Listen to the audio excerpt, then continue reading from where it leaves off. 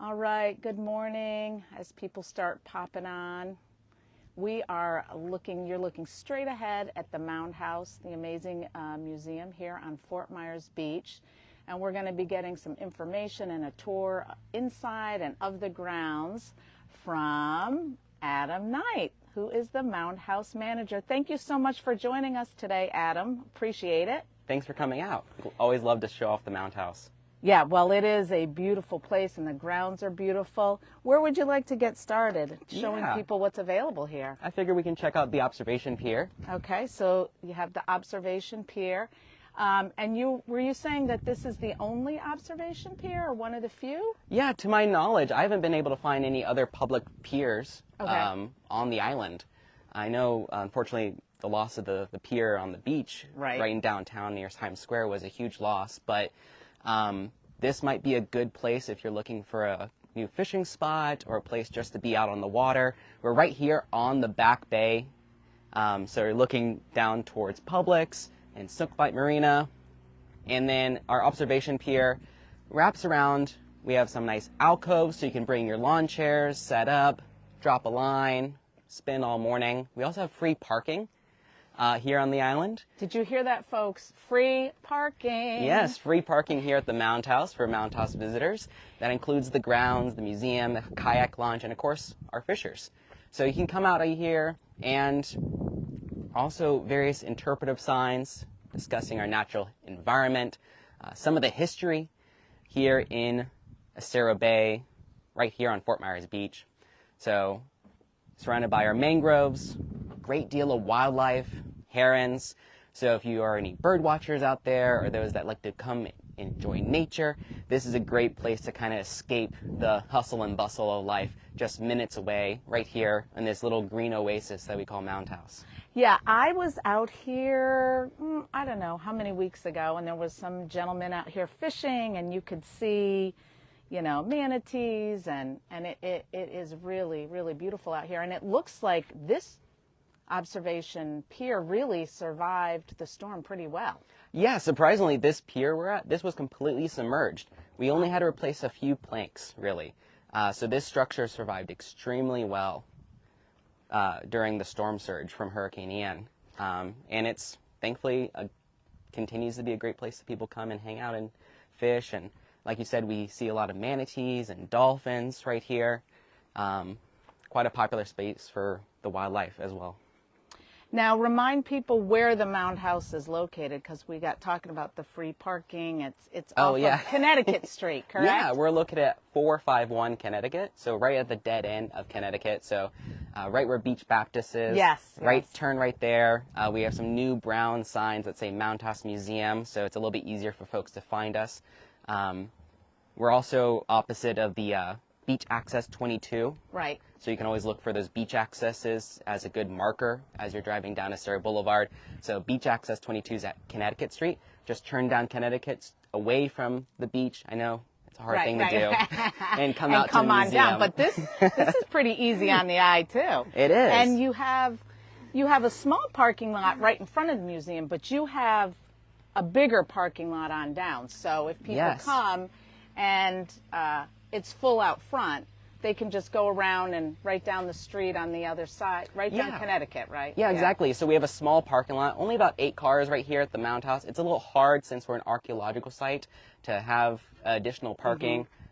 We are working on improving the parking situation at Mound House, but we do have our overflow parking lot. So right where Shell Mound terminates right into Connecticut, right at that stop sign, there's a large 32-car parking space right there. And all free. All free. All right, hang on, folks, just 1 second. I left my purse up there, but I'm coming to get it. I left my purse up. I said I left my purse up by the... Okay.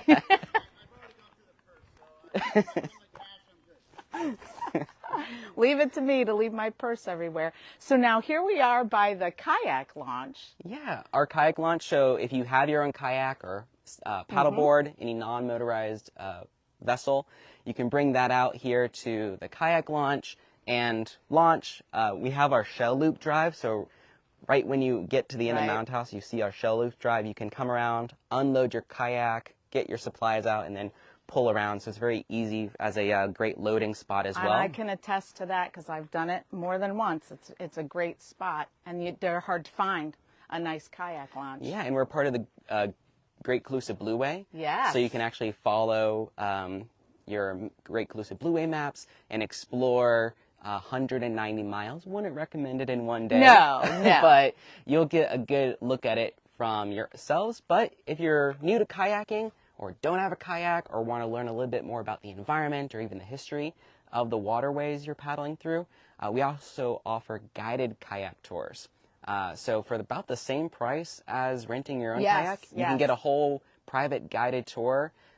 We keep them small, no more than 12 people on the guided kayak tours.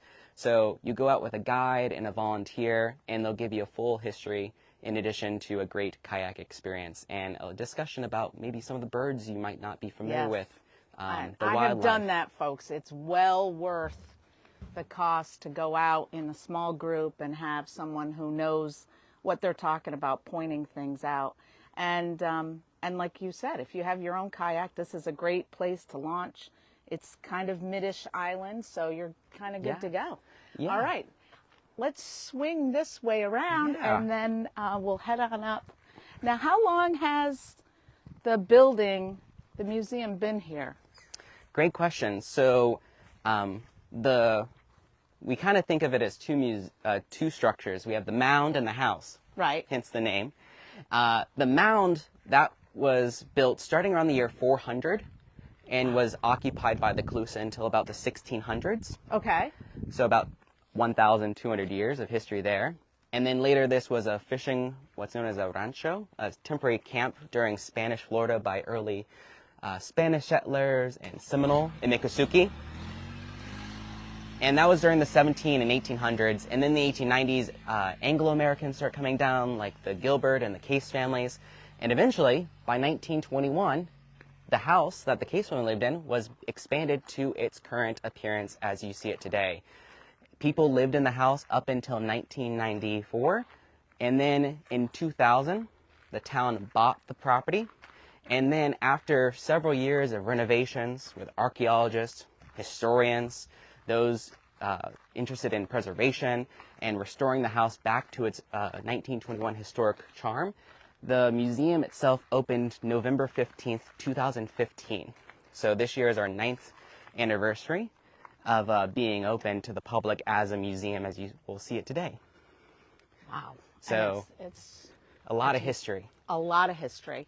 And we'll review this, but you want to check the hours because it's open, as you were saying. Yes, great. So the grounds that we've been exploring, the kayak launch, the observation pier, that's open daily.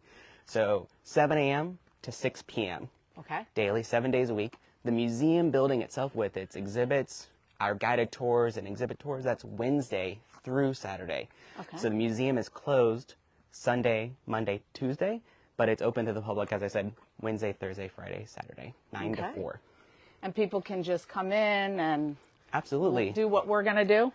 Yes. The only thing that needs a reservation are our kayak tours, just so we're ready to go first thing in the morning. So Well, it looked like it survived pretty, Yeah. this isn't like a new building, so. No, it's pretty sturdy. This brick is actually quite unique. It'll be a better appearance in a cooler one in the air conditioning. But the museum, as we enter our museum store. Yes. Lots of amazing and beautiful things in here. Yeah, we try to source local artisans, both from the island and across Southwest Florida. But this house, as I said, was started construction. The oldest part was in 1906. This room is 1909. This room we're sitting in right now, the living room, as it's set up, as it looked in 1909, when the Case family, William and Amelia, lived inside the Mound House and built the first story of it. This is actually the oldest building part of the Mound House that's still original. That 1906 Tudor-style kitchen, unfortunately, was destroyed in the 1950s and 60s by later residents, but we were able to restore it back and that's why we use that as our gift shop, as it's the one not original part of the museum. This is the one not original Correct. part. But you can see what's really cool architecturally, if there's any architecture geeks. If you look here, I stepped right over that, didn't notice it. that is not fake. That's literally a cutout into the floors where you can see there's no foundation to this building. There's no footers. The house is built right on the bare shells of the shell mound. So during Hurricane Ian, whenever the storm surge, we got about 13 feet, 1 inch of flooding. Very specific, I know. Yes. We know that because the Mound House, we're at 13 feet of elevation. Well, we got 1 inch of flooding in the museum itself. Wow. But it didn't come through our doors or our windows. It came up through the floorboards. Because the house is sitting on top On the top of the shell. shells. And the shells being porous, the water just flew through it. Wow. So the architecturally very unique with its lack of foundation. That is cool. But also the walls, the bricks, you're talking about how sturdy they are. These bricks, they're not painted white. There's only a small lime wash on the bricks to preserve them. The brick is actually made of mixture of concrete, sand, and crushed shells. Now, where the case family got a large mound of shells, Who knows? who knows? We don't know for sure, but it would be common sense that they would have been harvesting the shell mound as other pioneers had been harvesting the shell mounds all throughout Southwest Florida for roads and construction. But thankfully, they didn't build too big of a house because we still have the mound. So this is our really a good place to focus on that house and the architectural history. This next room gives a better overview to that big 2,000 years of history here at the Mound House. Our orientation gallery, which is a place that we host our lecture series. We actually have a lecture series tomorrow night as a good plug. Local author and advocate Arlene Goldberg will be speaking on her book, My Life, My Wife, Our Story. And she will be speaking here. And this is also a great place for, the lecture series is tomorrow night. Doors open at 5:30, and admission includes the lecture, museum admission, and complimentary hors d'oeuvres. Oh. So if you're looking for something to do Tuesday evening, you're on the island, come out here at the Mound House. And so what is the admission? So regular adult admission is $15, but for island residents, you get half off regular admission. It's only 15 though? 15. $15, Wow. $15 for the museum admission, and the lecture is only $10. $5 if you're a member of the museum. Right. But again, for all our town You of Fort Myers can't Beach get residents. anything. You can't get anything for $15 these days. Yeah, and that includes in complete admission. If you want to take an extra 30-minute guided tour with an educator, get a little bit more behind-the-scenes access, that's just an extra $5. Wow. And if you want to become a member, members get free admission, free tours, and 66% off the kayak tours and 20% off event rentals, 10% off in the museum store. And we do rent out this space. We've had the Sarah Island Garden Club here. We've had other organizations. Before Town Hall was up and running, many of the advisory boards were meeting here, especially the smaller ones. But if you have a party or a wedding, we do rent out the grounds and this room specifically. So just give us a call at Mound House or shoot us an email, and we'll set up a meeting or give you some more information on that. Great. All right. Yeah. And then we do have a lift. So even though the museum is 2 stories in a 1921 building, we do have a modern lift to get people who can't do stairs very well between the first and second floor. Perfect. Amazing that you were able to retrofit something like that here. And we do have we do have a wheelchair. So if you do need a wheelchair, we do have a wheelchair free for on request. And you do have to watch your step because apparently. Well, not me. But I want to say, 5 foot, I don't know. If you're 5'8", it's probably going to be tough. You're going to have to duck. That was actually part of the interview. It's a requirement. It is. So this is upstairs. Yeah, so we have a great variety of artifacts. This is probably one of my favorites. This is actually a reconstructed broken bowl.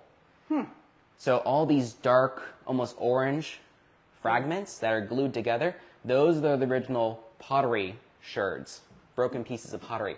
The more beige, lighter color, that's basically modeling clay to fill in the gaps. Cool. We have all the great other displays of pottery found at our site. It's joked Florida is the Tupperware state because there's not a great deal of artistry or expression in the native pottery. Most of the pottery appears to be utilitarian, so hence the Tupperware state nickname that archaeologists give doing work here in Florida. And not only do we have shells, but also shell tools. So if you see any shells with too good of a circular hole drilled inside them, they're probably just missing their handles. That would have been original. So these are some replica to give you a better idea what maybe an artifact like this would have looked like. If you see a shell with a hole like that, it probably did not come by it naturally. No, exactly. So anything that's made or altered by a human is an artifact. So if you are walking around the island and you see an artifact, don't touch it. Just take a picture and either call me at the Mound House or call the state archaeologist. All these pieces of artifacts, they're all pieces of a puzzle. So we don't want to mess up, just like if you ever see like CSI or any of those crime shows, you don't want to touch the crime scene until the detectives get there. Don't touch the artifact scene. That's a good point, because I would think, oh, let me pick this up and take it to them right away. Yeah, so, and that's a great intention. So it's all about context. So it's like, so when you find an artifact, take a picture. You can even post it to Facebook and show off that you're an archaeologist, but just leave it there until the archaeologists get there with their graph paper and statistics. The real archaeologist. Well, anyone can be an archaeologist. There's sometimes just some more math involved for other people. So this main exhibit we've been walking, that really explores the Calusa history of the site and the larger island.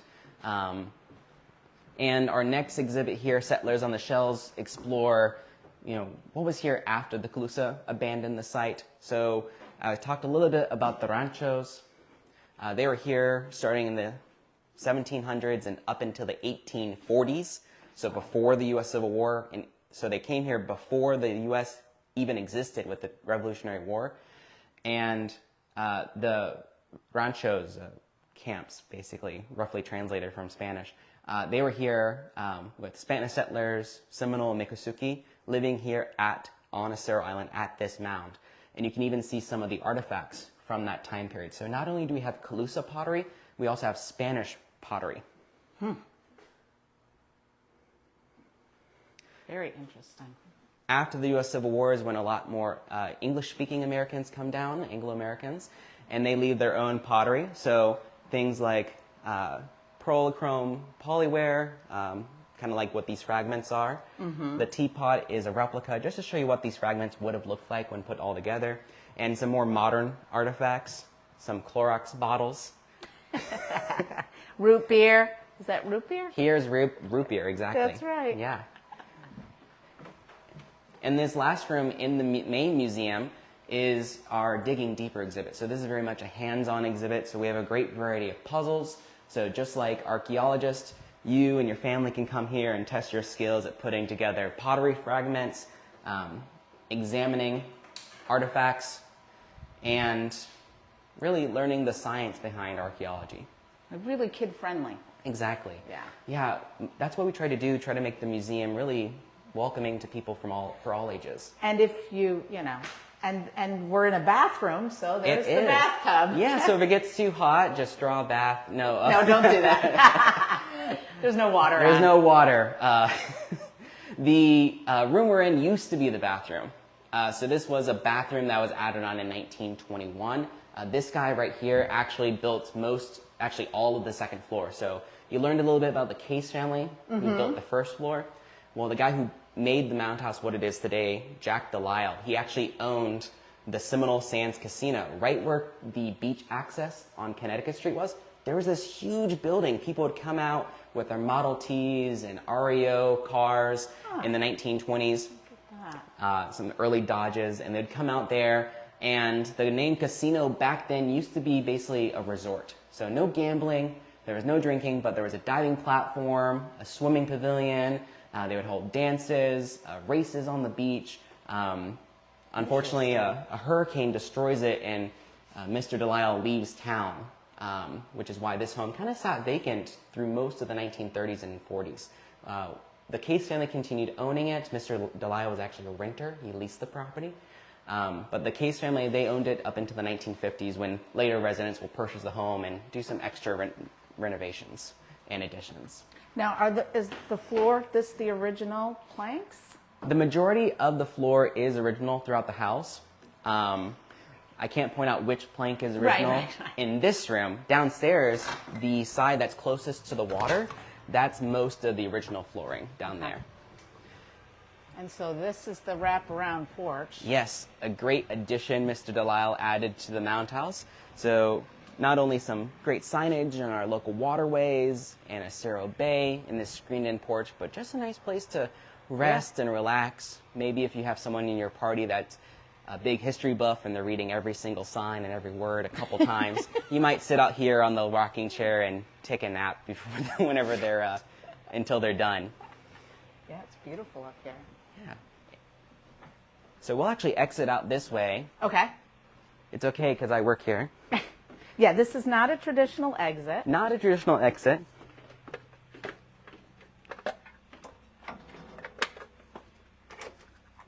It's just a lot safer. And actually, we'll go upstairs. Okay. Because something we need to get. Now, how long have you worked here at the Mound House? I've worked here for about 3 years. So I started in November 2020. Oh, okay. So right at the height of the pandemic. Pandemic, then a hurricane. Yes. It's been quite a storied career. Yes. But it's been great. So we'll take our traditional exit. And again, watch your head. Yep.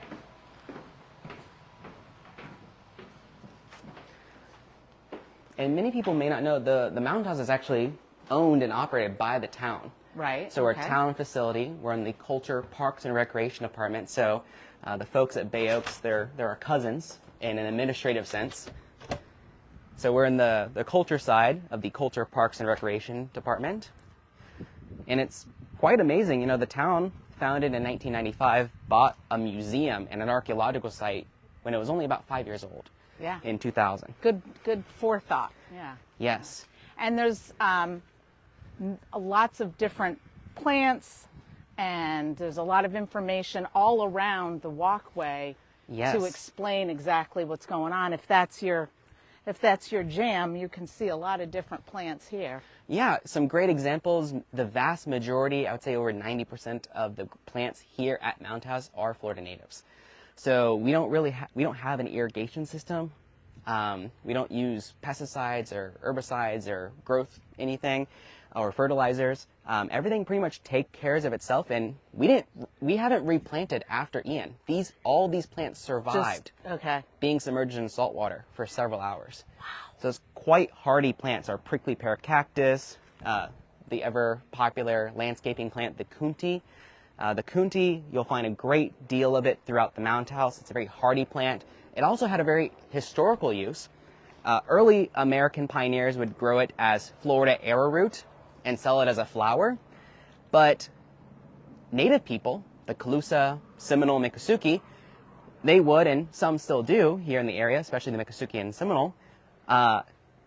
Historically, there's a great emphasis on harvesting the small subterranean stems. They look like roots, but if you were to dig these plants up, you'd find these small, starchy white stems that you could process, boil, remove the toxins that are present when it's raw, and actually turn it into a bread-like material. Flour to make bread? Basically a flour. Huh. And then later, especially in the more recent history with the Seminole and Miccosukee, they make something called soft key. It's kind of like a cream of wheat or a cornmeal, a very thick cream of wheat pudding, very starchy, full of carbohydrates and calories, something that keep you going all day. All right, so now we're heading into the underground. The underground. So you can actually see how high the house is with the building up there. So we're going to walk into this very unusual exhibit. The Calusa did not build this. This was not a cave or anything. This is the result of a 1950s swimming pool. Yes. So the last residence, I said they did a couple renovations. Well, they also built a pool into the archaeological site. So it sounds a little silly today, but the family who did it, they just didn't understand the history of the site. Again, this was a very common practice. So this room we're walking in was the hole that was dug for a in-ground swimming pool. Okay. When the town bought the property, of course, pools aren't a very good thing for museums or archaeological sites to have. And the pool wasn't historic, so they removed the pool in this huge space, unveiled all the layers of shell. Now, this allowed for the very first time archaeologists to really study. There we go. Sorry, folks. We're going to have to stand here just because, you know, when you're way down here, you lose the connection. So go ahead. You were saying that this is part of a pool once they dug up. Yeah. So this was a pool. They removed it. That's why this room is kind of like a pool-sized room, this large rectangular shape. And when visitors come here, and you'll see all the different layers of shells. So there's a big misconception that shell mounds are just landfills. That's where the Calusa, you know, they had a clam bake every day, every morning, noon, and night, and they just threw their shells. Well, the mound, as we know, because of the presence of pottery and fragments of homes, we know they built their mounds and built their homes right on top of the mound.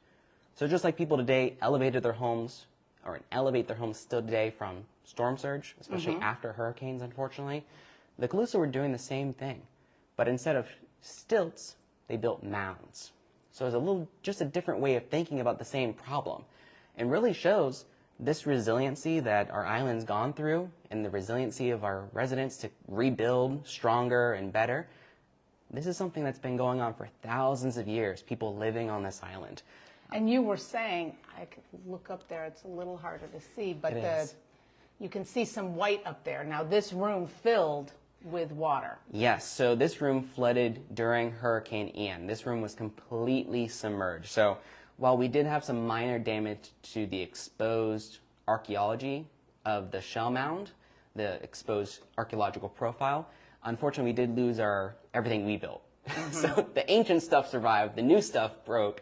So the electricity, the full theater, AV show with television and rope lights, unfortunately, that is still in the process of being replaced with a new, stronger, better exhibit to help tell this very unique story of, you know, who built the shell mound, how the shell mounds were built, and really, to sum it up, it was built not at once, but rather layer by layer, generation by generation, as needed. The shell mound is infrastructure. Just like our roads, our bridges, our neighborhoods, the shell mound is flood mitigation. It's ancient engineering in a sense. So maybe something to learn from the Calusa in, you know, looking back to the past and being inspired by the resiliency of a people whose resources were shell, bone, and wood, but yet were able to live here on the island and survive storm after storm after storm for thousands of years. So there's something beautiful with the resiliency, and also quite beautiful with the Calusa, Spanish, Seminole, and English-speaking Americans all living on the same 3 acres. Yeah. All living on the same spot.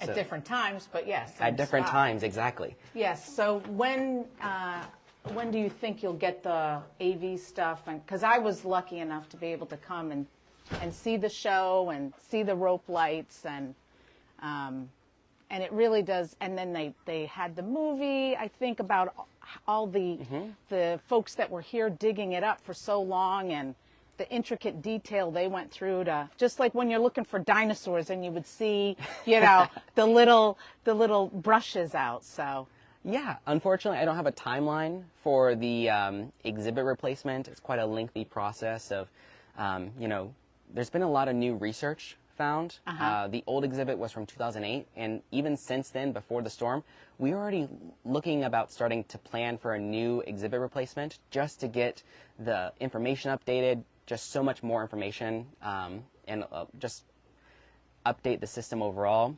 But I don't have a timeline, unfortunately. But in the meantime, when you come to the museum and have your regular admission, you can come out here and either myself or the education staff or even volunteers will come out and they'll bring you downstairs and give you a more interpretive experience. So Great. instead of the video, you have live actors. There you in go. the meantime. There you go. Well, have we covered everything, you think? I think We left anything out? The only difference, I guess you can only see, we do have public restrooms. Uh-huh. So those public restrooms are open when the grounds are open.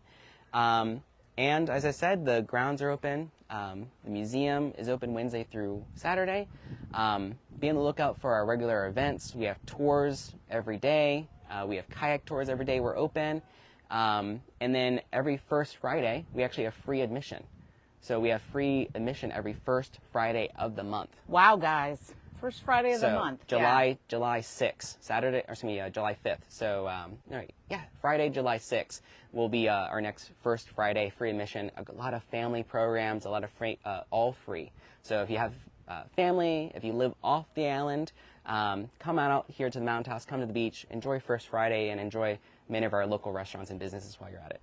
Well, thank you so much. You were so gracious with your time and opening it up for us to get a sneak peek inside. But I want to encourage everybody, there's nothing like seeing it in person and coming down and getting the full tour and getting out on a kayak or sitting on that porch.